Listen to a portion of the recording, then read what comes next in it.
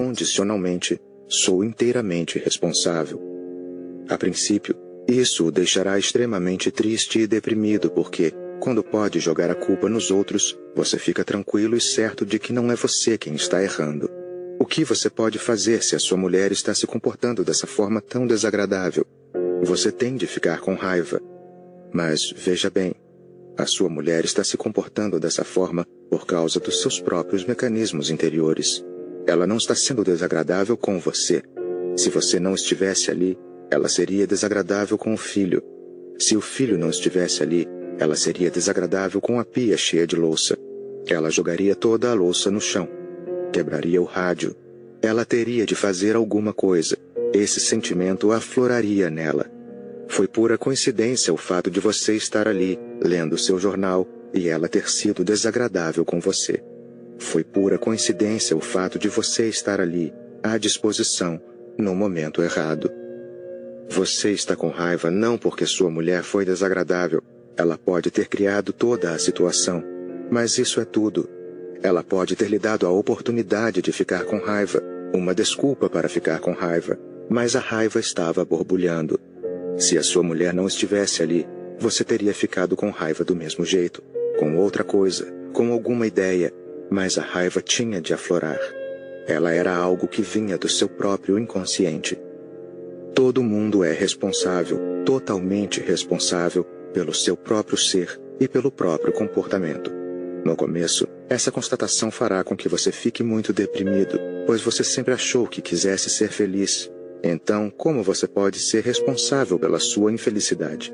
Você sempre almejou um estado de bem-aventurança, então como pode decidir ficar com raiva? É por causa disso que você joga a responsabilidade nas costas dos outros. Se continuar a jogar a responsabilidade nas costas dos outros, lembre-se de que você vai continuar sendo sempre um escravo, pois ninguém pode mudar ninguém. Como é possível mudar outra pessoa? Será que algum dia alguém já conseguiu mudar outra pessoa? Um dos desejos mais insatisfeitos deste mundo é mudar o outro. Ninguém conseguiu fazer isso até hoje. É impossível mudar o outro, pois ele é dono da própria vida. Você não pode mudá-lo. Você continua a jogar a responsabilidade nas costas do outro, mas não pode mudá-lo. E como você continua a jogar a responsabilidade nele, você nunca verá que a responsabilidade básica é sua. A mudança básica precisa acontecer dentro de você. Você cai numa armadilha. Se começa a achar que você é responsável por todas as suas atitudes, por todos os seus estados de ânimo, a princípio você é tomado por um sentimento de depressão. Mas se conseguir vencer essa depressão, logo você sentirá luz, pois estará livre das outras pessoas. Agora poderá trabalhar em si mesmo. Poderá ser livre, poderá ser feliz. Mesmo que o mundo inteiro esteja infeliz e cativo, isso não vai fazer a mínima diferença. A primeira libertação é parar de pôr a culpa nos outros. A primeira libertação é saber que você é o responsável. Depois disso, muitas coisas passam a ser imediatamente possíveis. Se continuar a jogar a responsabilidade nos ombros dos outros, não se esqueça de que será para sempre um escravo, pois ninguém pode mudar ninguém. Como é possível mudar outra pessoa? Alguém já conseguiu isso antes? Independentemente do que esteja acontecendo com você, se estiver triste, simplesmente feche os olhos e observe sua tristeza. Procure saber aonde ela leva, mergulhe fundo dentro dela. Logo você encontrará a causa. Pode ser que você tenha de percorrer um longo percurso, pois toda a sua vida está envolvida nisso. E não só esta vida, mas muitas outras que você já viveu. Você encontrará muitas feridas em si mesmo, que machucam, e por causa dessas feridas você está triste. Elas estão tristes. Essas feridas não cicatrizaram ainda estão abertas. O método de retroceder até a fonte, ir do efeito até a causa, curará essas feridas. Como curá-las? Por que curá-las? Qual é o fenômeno implicado nisso?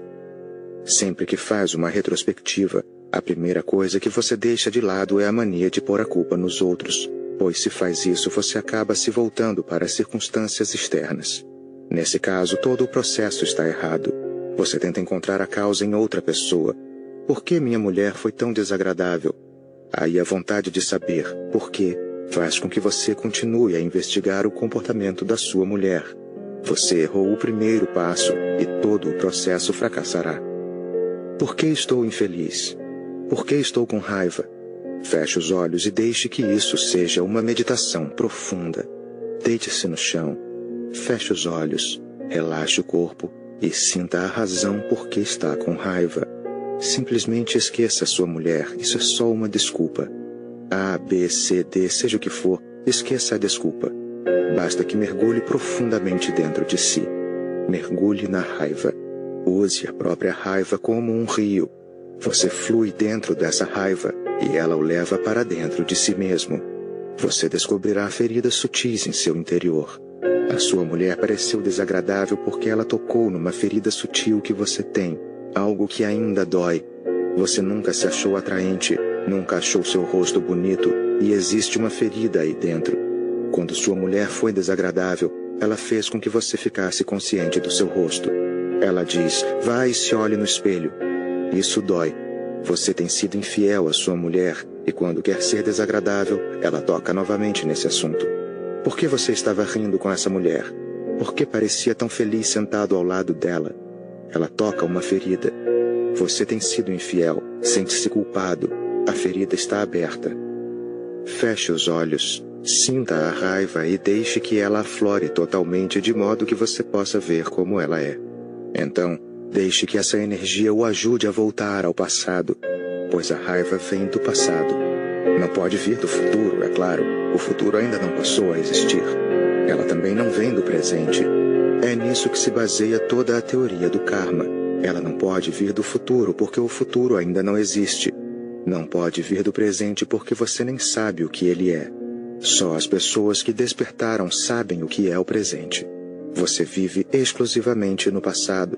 Portanto, essa raiva só pode ter vindo de algum lugar do seu passado. A ferida tem de estar em algum lugar da sua memória. Volte. Pode não haver apenas uma ferida, pode haver várias, pequenas, grandes. Mergulhe fundo e encontre a primeira ferida, a fonte original de toda a raiva. Você conseguirá encontrá-la se tentar, pois ela já está ali. Está ali. Todo o seu passado está ali. É como um filme, rodando e aguardando interiormente. Você faz com que ele rode, começa a assisti-lo. Esse é o processo de retroceder até a causa original. E essa é a beleza de todo o processo. Se você conseguir retroceder conscientemente, se conseguir sentir conscientemente uma ferida, ela imediatamente cicatrizará. Por que ela cicatriza? Porque a ferida é criada pela inconsciência, pela falta de percepção consciente. A ferida faz parte da ignorância, do sono. Quando você volta ao passado com consciência e olha essa ferida, a consciência se torna uma força de cura. No passado, quando a ferida se abriu, isso aconteceu na inconsciência. Você ficou com raiva, foi possuído pela raiva e fez alguma coisa.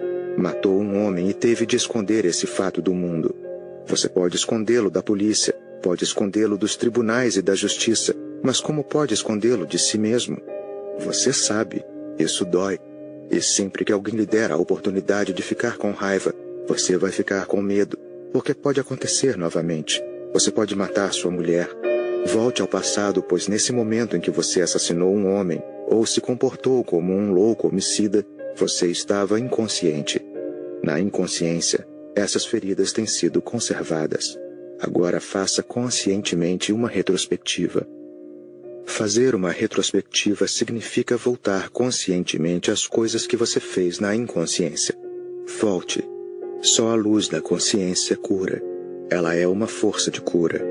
Tudo o que você puder fazer conscientemente será terapêutico e não machucará mais. O homem que volta ao passado se liberta dele. Como o passado deixa de interferir, ele passa a não ter mais poder sobre ele e chega a um ponto final. O passado não tem nenhum espaço no seu ser. E quando o passado não tem nenhum espaço no seu ser, você fica disponível para o presente, nunca antes disso. Você precisa de espaço.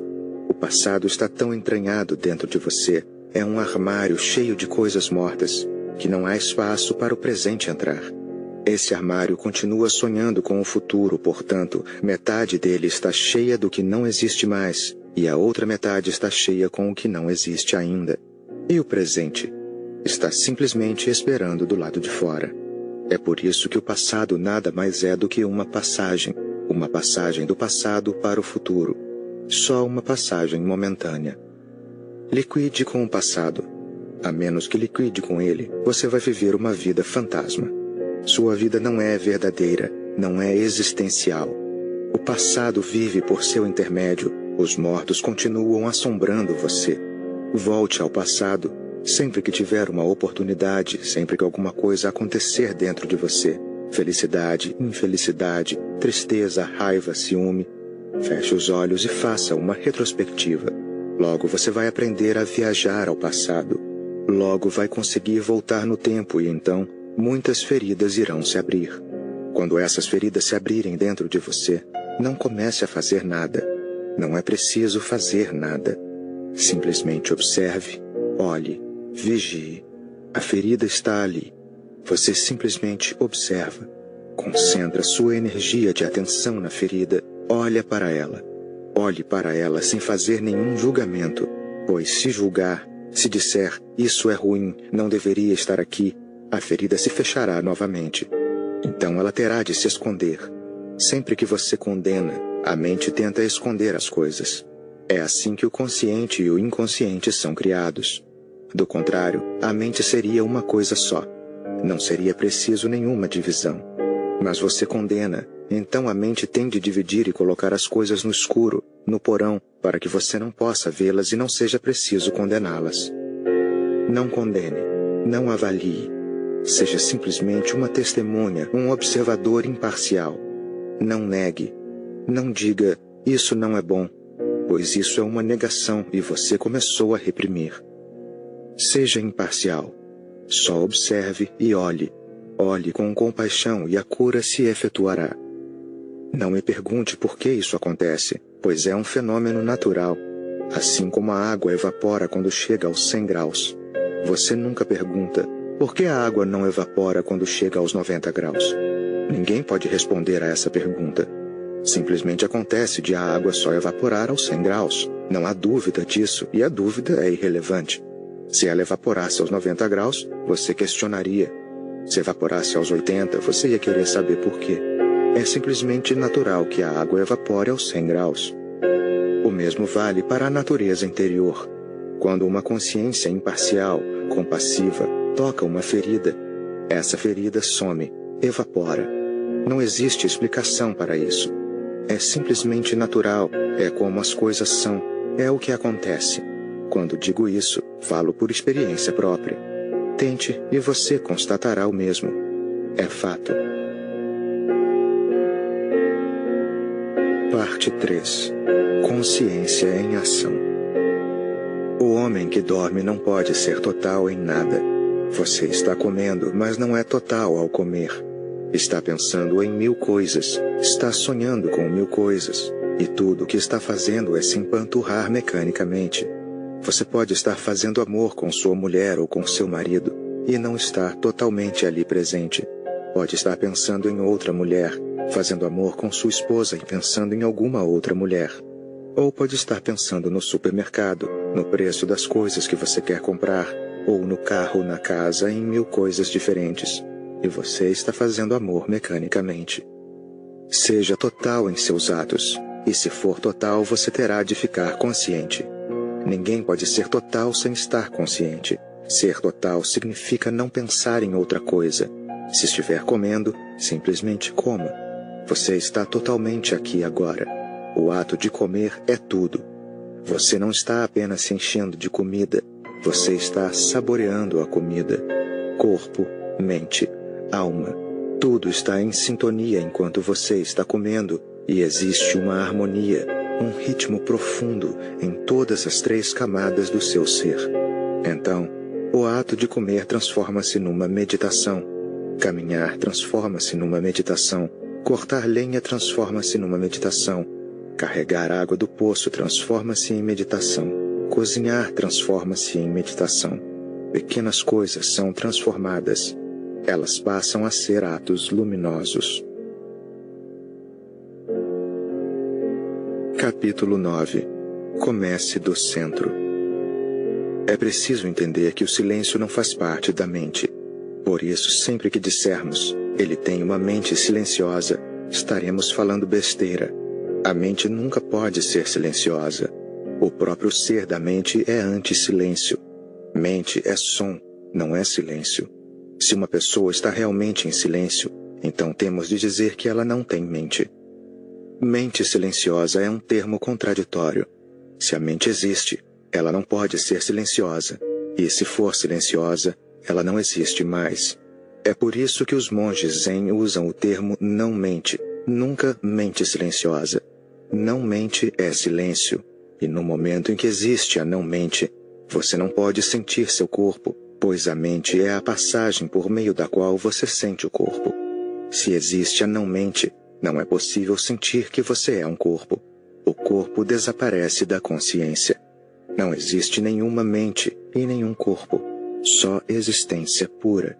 Essa existência pura é indicada pelo silêncio. Como conseguir esse silêncio? Como ficar nesse silêncio? Qualquer coisa que você faça será inútil. Esse é o maior problema. Para quem busca o silêncio, esse é o maior problema. Nada que você faça dará resultado, porque o fazer não é relevante. Você pode se sentar numa determinada postura. Estará fazendo alguma coisa. Já deve ter visto a postura de Buda. Você pode se sentar na postura de Buda. Estará fazendo alguma coisa. No caso do próprio Buda, essa postura aconteceu. Não era a causa do seu silêncio. Antes, era uma consequência. Quando a mente não está presente, quando o ser está em absoluto silêncio, o corpo o acompanha como uma sombra. Ele assume uma determinada postura, a mais descontraída possível, a mais passiva possível. Mas você não consegue fazer isso do modo contrário. Você não pode assumir uma postura primeiro e depois fazer com que isso resulte em silêncio.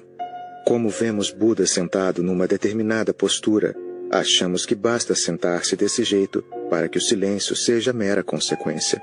Essa sequência está errada. No caso de Buda, o fenômeno interior aconteceu primeiro e a postura veio em seguida. Veja isso por meio da sua própria experiência. Quando você fica com raiva, o corpo assume uma determinada postura.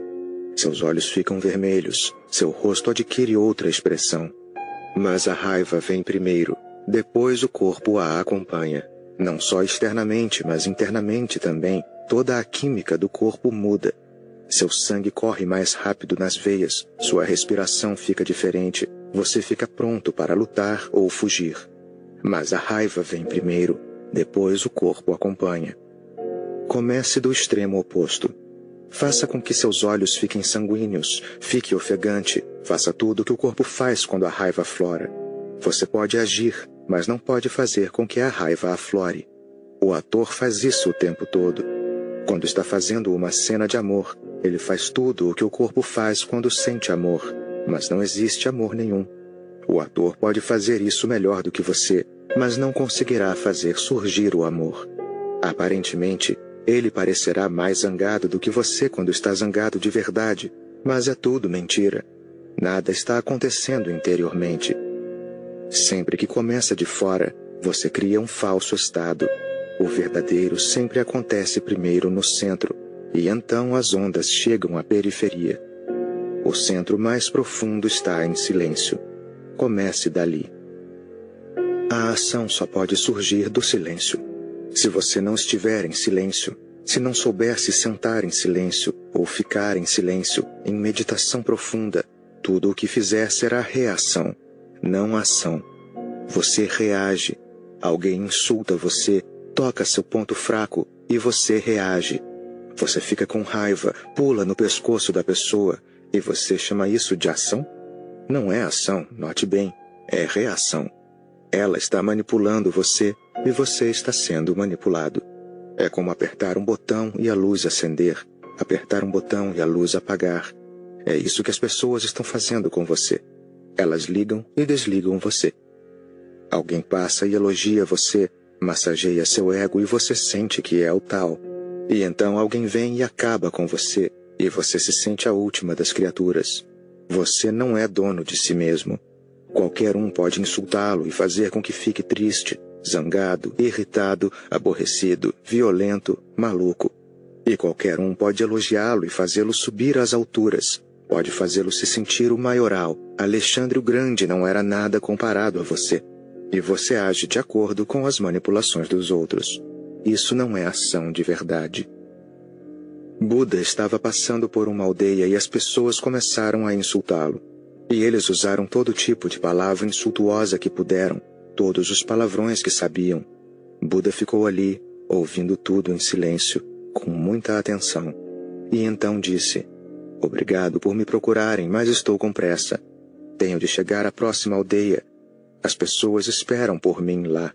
Não posso dedicar mais tempo a vocês hoje. Mas amanhã voltarei e terei mais tempo. Vocês podem se reunir novamente e, se amanhã quiserem me dizer mais alguma coisa que não puderam dizer hoje, poderão me dizer. Mas hoje, vocês me desculpem." As pessoas mal podiam crer no que ouviam, no que viam. O homem continuava absolutamente impassível, imperturbável. Uma delas perguntou: "Você não nos ouviu? Estamos tratando você da pior maneira possível e você nem sequer reage?" Buda disse: "Se queriam uma resposta, chegaram tarde demais. Deveriam ter vindo há 10 anos, quando eu responderia a vocês. Mas nesses últimos 10 anos, eu deixei de ser manipulado pelos outros. Não sou mais um escravo, sou senhor de meus atos. Ajo de acordo comigo mesmo, não de acordo com ninguém. Ajo de acordo com a minha necessidade interior. Vocês não podem me forçar a fazer nada. Não há problema nenhum. Vocês queriam me maltratar. Me maltrataram. Fiquem satisfeitos. Cumpriram muito bem sua tarefa. Mas não levei em conta seus insultos, e por isso eles não significam nada. Quando alguém insulta você, você tem de se tornar um receptor. Tem de aceitar o que a pessoa diz. Só assim pode reagir. Mas, se você não aceitar, se simplesmente permanecer neutro, se mantiver a distância e a calma, o que a outra pessoa pode fazer? Buda disse: "Alguém pode jogar uma tocha acesa no rio. Ela continuará queimando até tocar a água.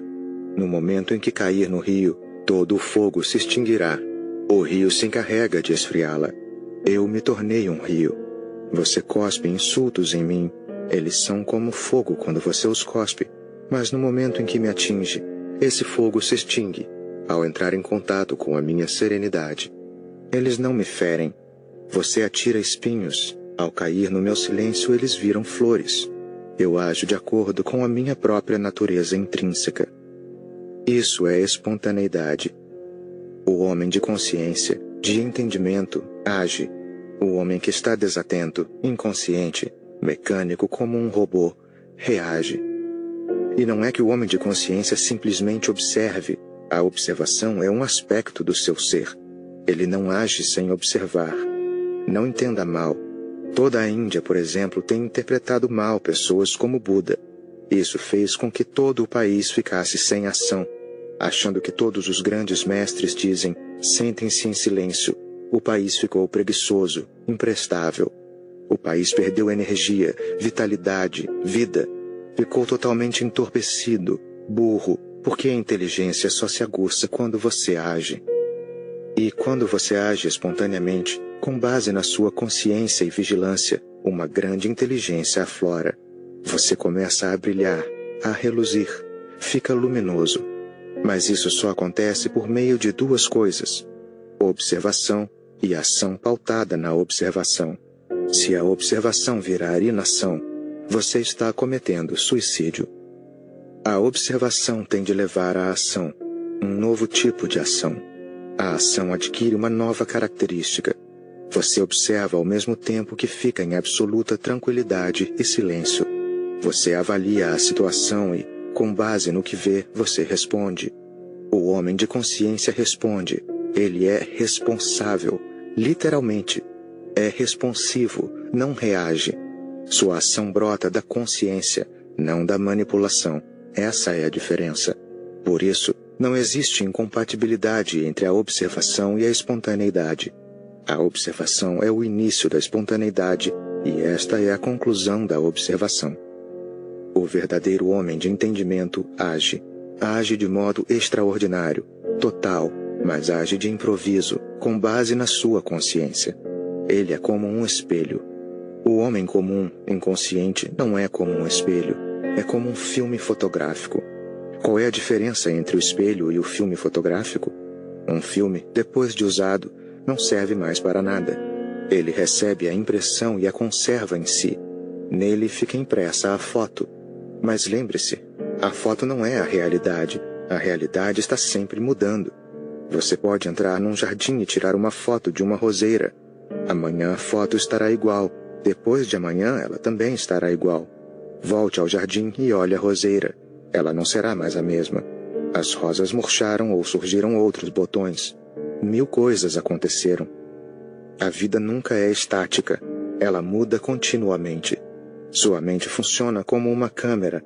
Ela não para de colecionar fotos. É um álbum. E você vive reagindo de acordo com essas fotos. Por isso você nunca é fiel à realidade, pois faça o que fizer, estará errado. Faça o que fizer, repito, estará errado. Nunca será conveniente. Uma mulher estava mostrando o álbum de fotos da família para o filho, quando eles viram a foto de um homem atraente, cabelos fartos, barba, muito jovem e vigoroso. O garoto perguntou: "Mamãe, quem é este homem?" E a mulher respondeu: "Não o reconhece? É seu pai." O menino olhou para a foto intrigado e comentou: "Se ele é o meu pai, então quem é esse homem careca que mora conosco?" A foto é estática. Ela fica sempre igual, nunca muda. A mente inconsciente funciona como uma câmera, como um filme fotográfico. A mente vigilante, meditativa, funciona como um espelho. Ela capta a impressão, mas continua absolutamente vazia, sempre vazia. Assim, seja o que for que aparecer na frente do espelho, será refletido. Se você ficar na frente dele, ele refletirá você. Se você for embora, não pode dizer que o espelho traiu você. O espelho é simplesmente um espelho. Quando você sai da frente dele, ele para de refletir você. Ele não tem mais nenhuma obrigação de refletir você. Agora outra pessoa está na frente dele. Ele reflete essa pessoa. Se ninguém estiver ali, ele não reflete nada. O espelho é sempre fiel à realidade. O filme fotográfico nunca é fiel à realidade. Mesmo que a sua foto seja tirada agora, na hora em que o fotógrafo baixar a câmera, você já estará diferente. Muita água já terá corrido rio abaixo. Você cresceu, mudou, ficou mais velho. Talvez só tenha se passado 1 minuto, mas 1 minuto pode fazer toda a diferença. Você pode estar morto. 1 minutinho atrás você estava vivo. Agora pode estar morto. As fotos nunca morrem. Mas no espelho, se você estiver vivo, aparecerá vivo. Se estiver morto, aparecerá morto. Aprenda a se sentar em silêncio. Torne-se um espelho. O silêncio faz da sua consciência um espelho e você viverá o momento. Refletirá a vida. Não carregará um álbum dentro da cabeça. Nesse dia seus olhos serão puros e inocentes. Você será lúcido, sagaz e nunca será infiel à realidade. Isso é viver de verdade. Capítulo 10. Seja espontâneo. Quando age, você sempre toma por base o passado. Você vive de acordo com as experiências que acumulou. Age com base nas conclusões a que chegou no passado. Como pode ser espontâneo? O passado domina e por causa dele você nem sequer consegue ver o presente. Seus olhos estão tão presos ao passado, a neblina do passado é tão espessa que é impossível enxergar alguma coisa. Você não consegue ver nada.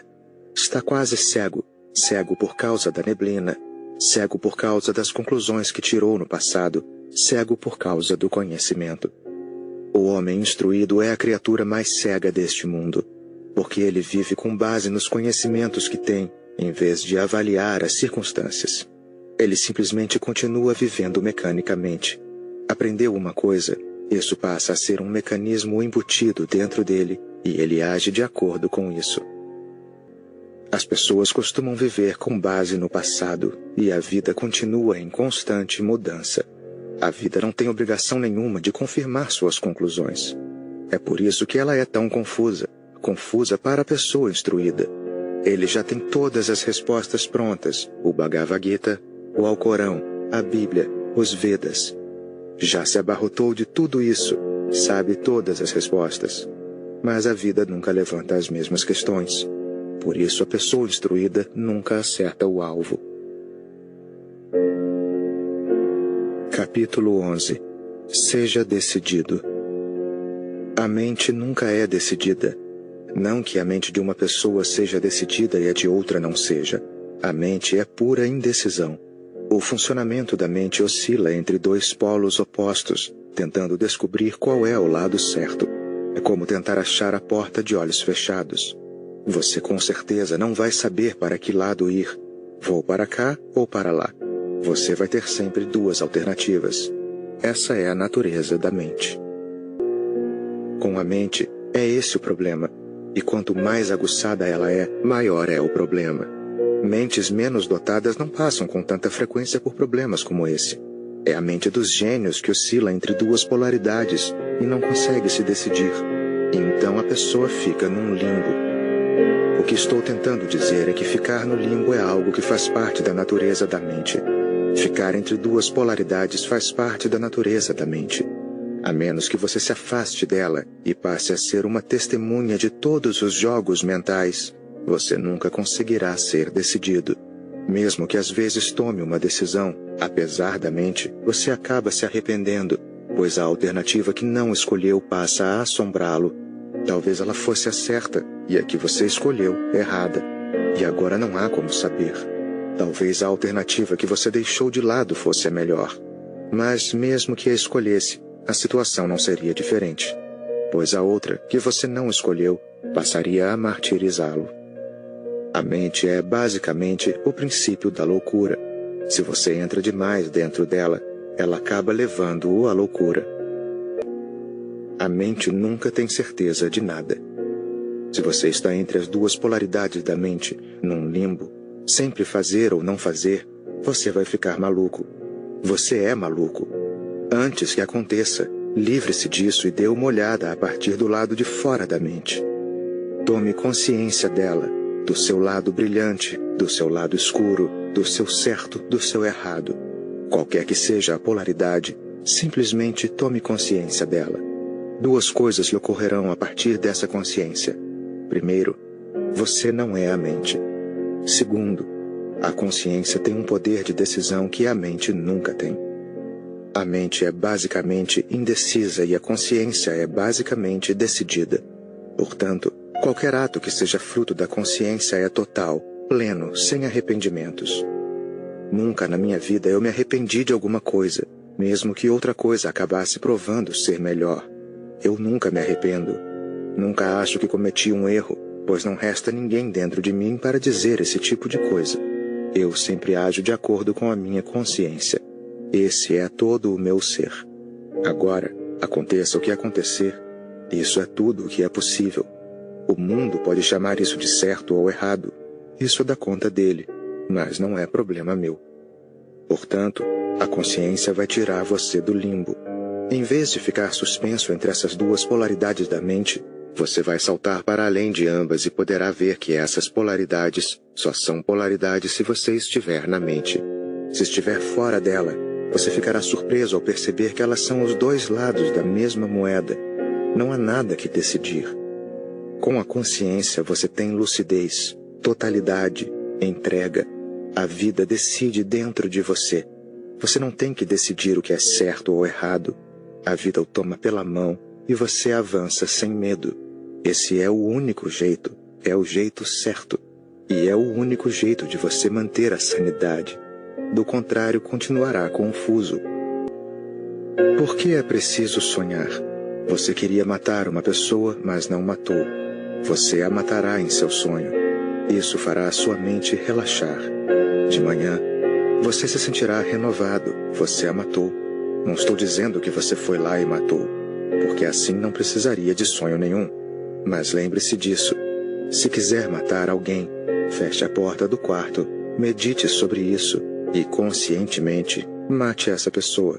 Quando digo mate-a, estou dizendo para matar um travesseiro. Faça uma efígie, e mate-a. Esse esforço consciente, essa meditação consciente, fará com que você descubra muito sobre si mesmo. Lembre-se de uma coisa: faça com que todo instante seja completo. Viva cada momento como se fosse o último. Só assim você o concluirá. Saiba que a morte pode chegar a qualquer instante. Este pode ser o último. Pense assim: se tenho de fazer alguma coisa, que seja aqui e agora, completamente. Nós estamos sempre adiando.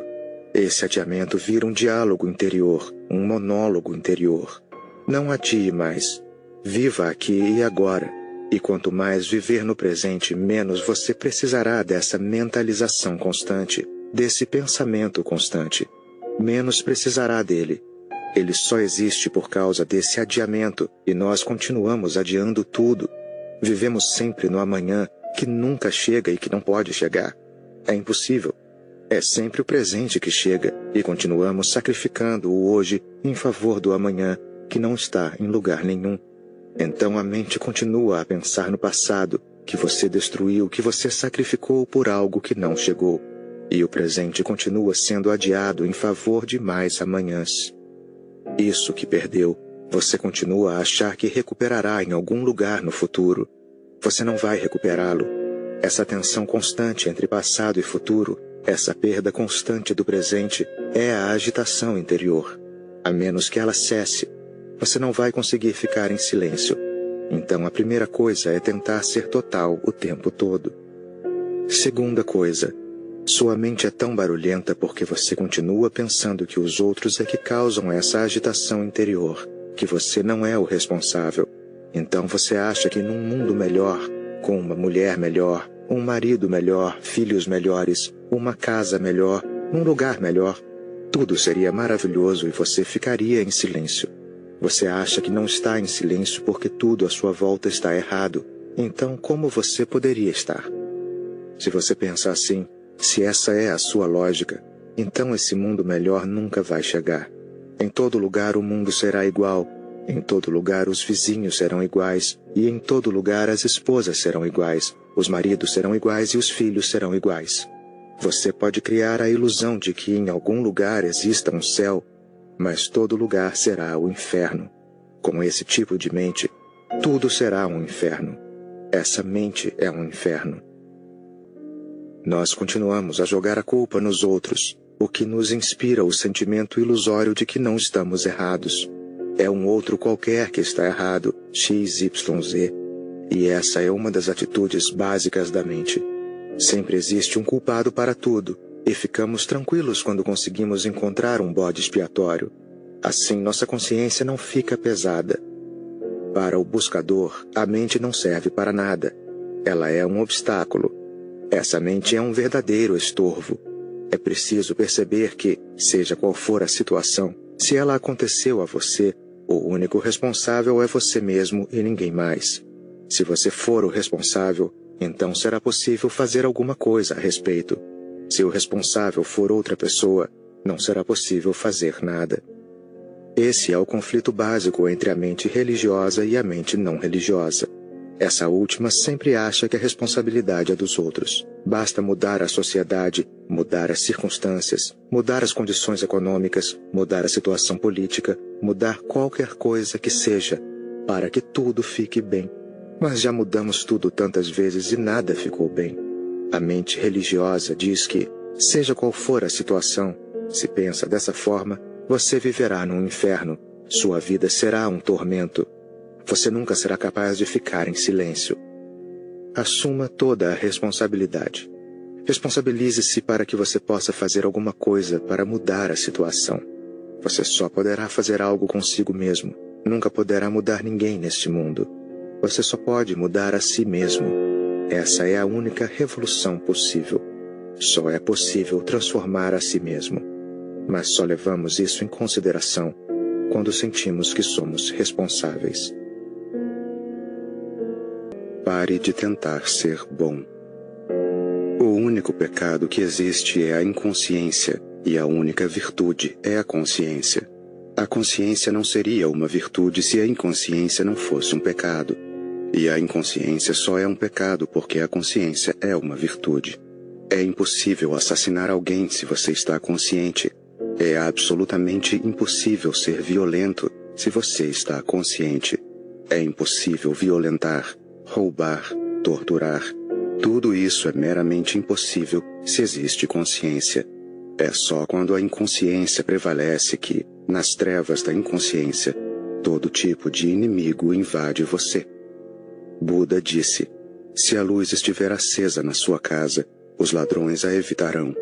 E se o vigia estiver alerta, os ladrões nem sequer tentarão invadi-la.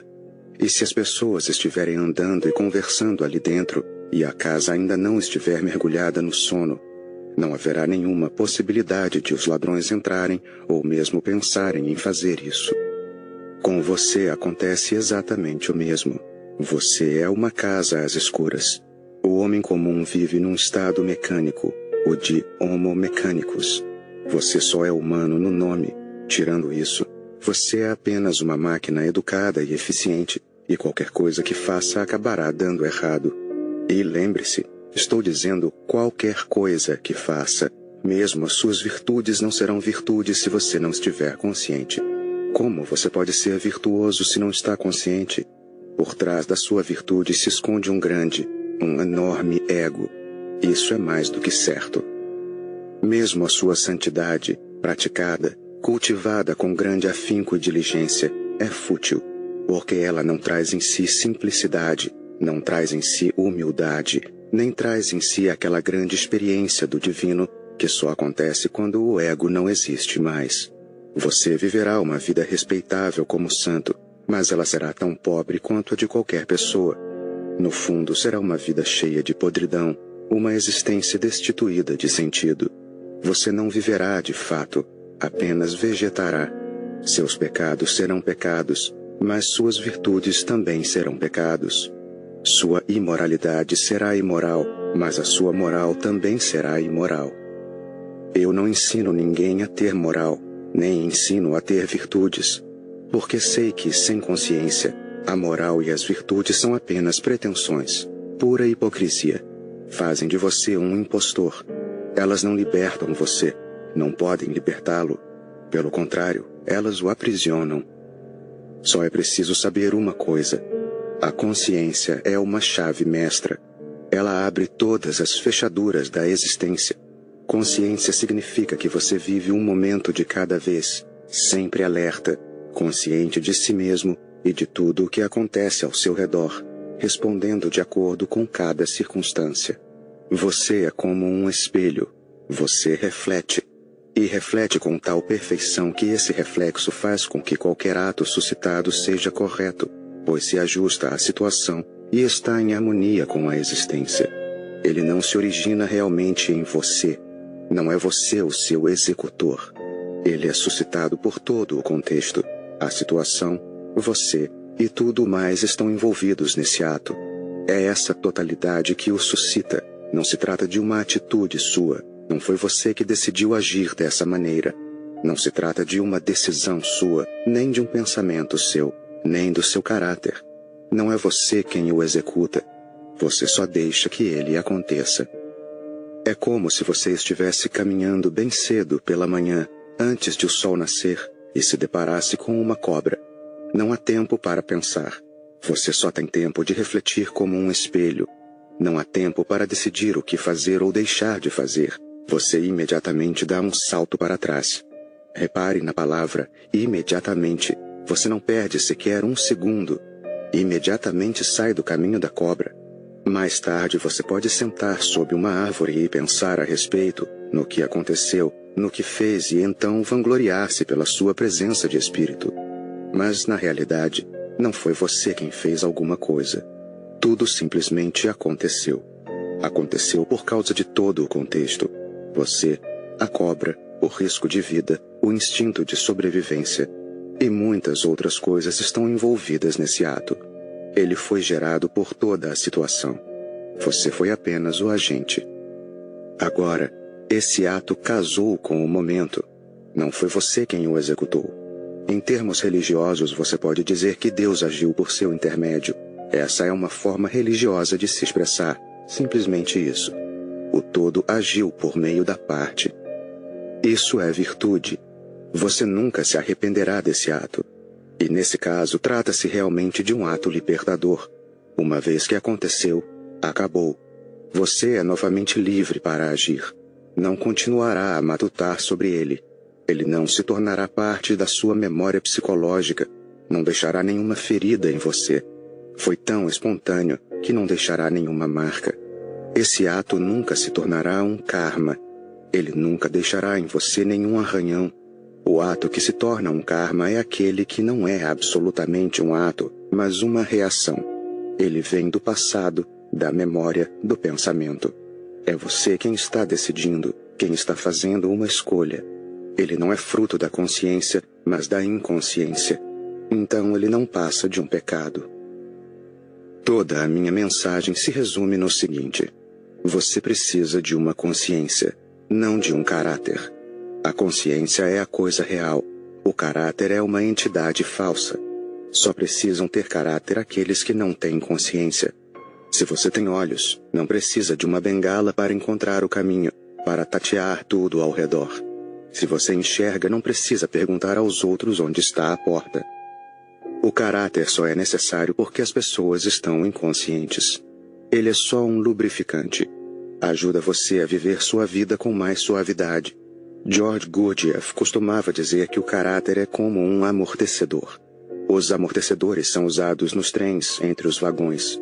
Se algo acontece, os amortecedores impedem que um vagão bata no outro. Ou é como as molas de um carro, que fazem com que ele possa rodar suavemente. As molas absorvem os impactos. Elas são chamadas de redutoras de impacto. Eis o que é o caráter. Um redutor de impacto. Dizem que precisamos ser humildes. Se você aprender a ser humilde, essa humildade servirá como um redutor de impacto. Aprendendo a ser humilde, você será capaz de se proteger contra o ego das pessoas. Elas não o ferirão tanto, pois você é um homem humilde. Se for egoísta, é bem provável que elas vivam magoando você. O ego é muito sensível. Por isso você o recobre com uma capa de proteção chamada humildade.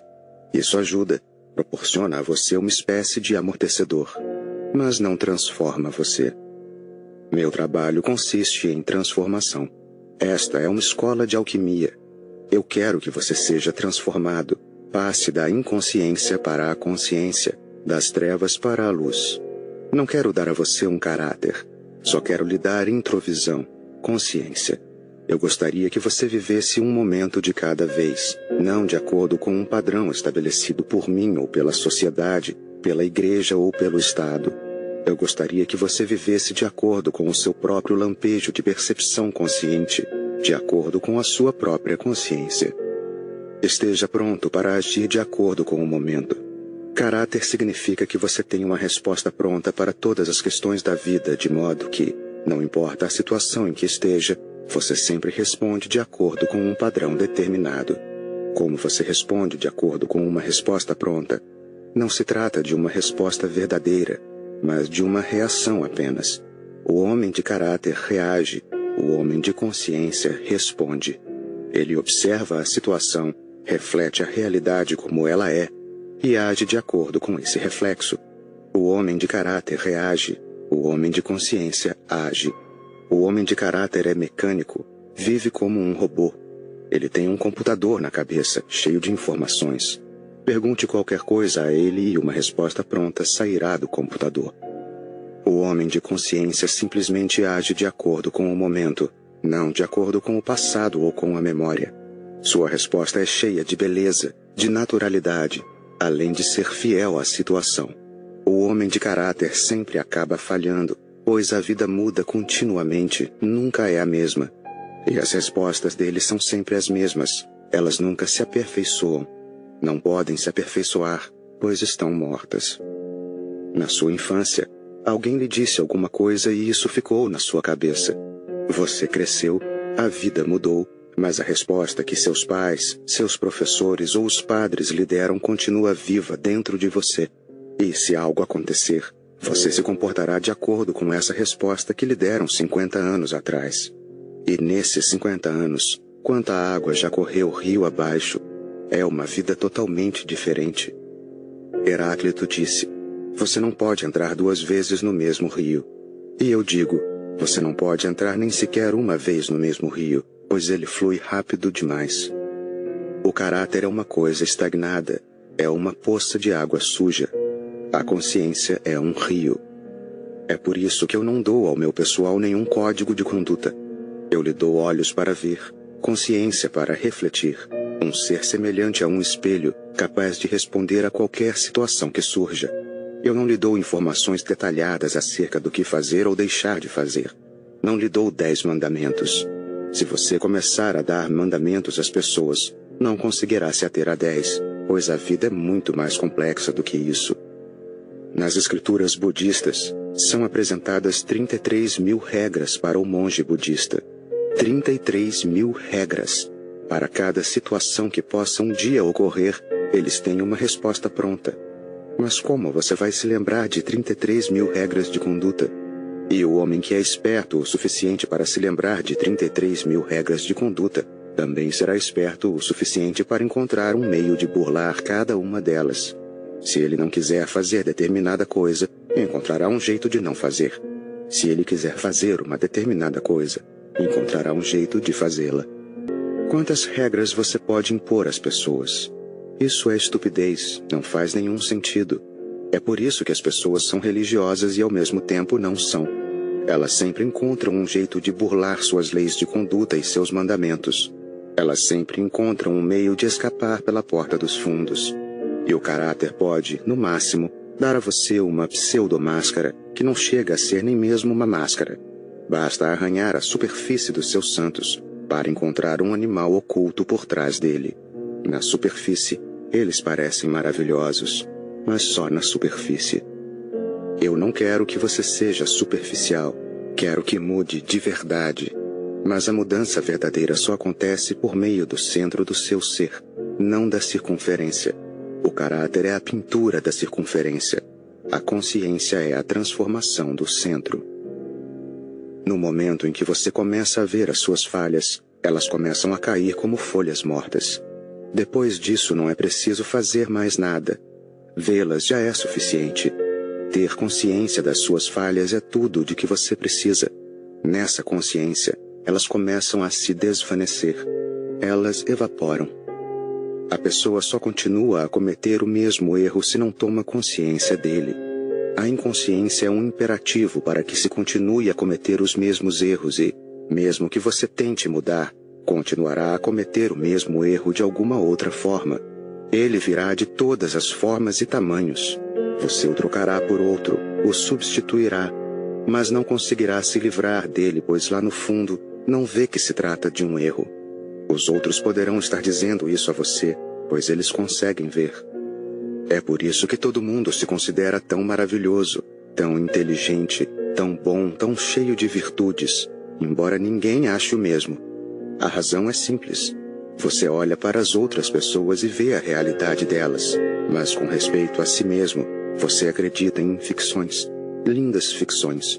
Tudo o que você sabe acerca de si mesmo é praticamente um mito. Não tem nada a ver com a realidade. No momento em que a pessoa vê as próprias faltas, uma mudança radical acontece. Por isso que todos os Budas ao longo das eras têm ensinado a mesma coisa. Consciência. Eles não ensinam você a ter caráter. Caráter é algo que os padres, os políticos ensinam, mas não os Budas. Os Budas ensinam você a ter consciência, mas não essa consciência mundana que lhe diz se o que você está fazendo é moralmente certo ou não.